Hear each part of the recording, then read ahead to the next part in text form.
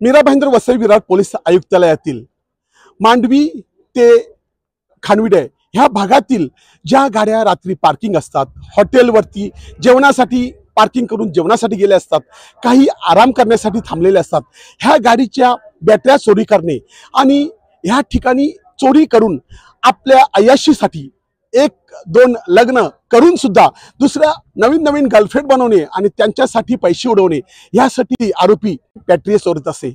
आपण हे बघू शकता, ह्यांनी किती बॅटऱ्या ह्या चोरलेल्या आहेत। त्यासोबत त्यांनी वापरलेली ही मारुती स्विफ्ट गाडी ही देखील ह्या चोरी करण्यासाठी वापरत असे। अशा प्रकारे भरपूर बॅटऱ्या हायवेवरून चोरी करण्याचं कित्येक दिवस पोलिसांकडे तक्रारीवरती तक्रार येत होत्या। शेवटी हा व्यक्ती वसई हायवेवरून पकडण्यात आला। आता एसीपी साहेब ह्याविषयी सविस्तर काय सांगत आहेत ते आपण ऐकूया।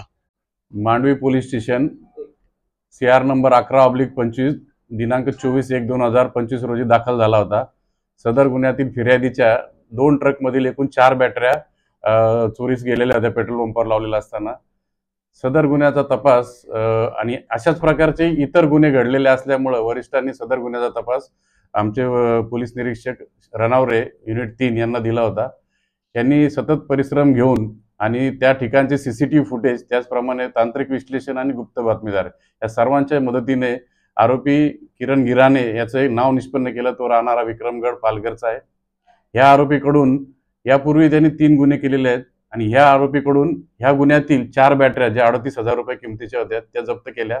त्याचप्रमाणे मांडवी पोलीस स्टेशनचे 5 गुन्हे, पेल्लार पोलीस स्टेशनचे 3 गुन्हे आणि विरार पोलीस स्टेशनचा 1 गुन्हा असे एकूण 10 गुन्हे या आरोपीकडून ओपन झालेले आहेत आणि याच्याकडून 8,44,000 रुपयाचा मुद्देमाल जप्त करण्यात आलेला आहे। ह्या सर्व योग्य वापरातल्या बॅटऱ्याच होत्या।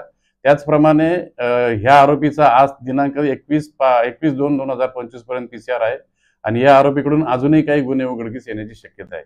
आमचे लोक परिश्रम घेत आहेत, तपास करत आहेत आणि अजून फिर्यादी शोधून त्याचा काही गुन्हे उघडकीस येऊ शकतात का याचा सुद्धा शोध घेत आहेत। मागे जे आपल्या बस मधल्या देखील बॅटऱ्या गेलेल्या त्याचा देखील शोध ह्याच्याकडून लागू शकण्याची शक्यता आहे। हा रेकॉर्डवरचा गुन्हेगार आहे। याच्या पूर्वीचे 3 गुन्हे आहेत, त्याच्यावरूनच आम्ही याचा परत शोध घेतला आणि हा आम्हाला निष्पन्न झालेला आहे। तर त्या बसमधून गेलेल्या बॅटऱ्यांचा सुद्धा आम्ही तपास करणार आहोत।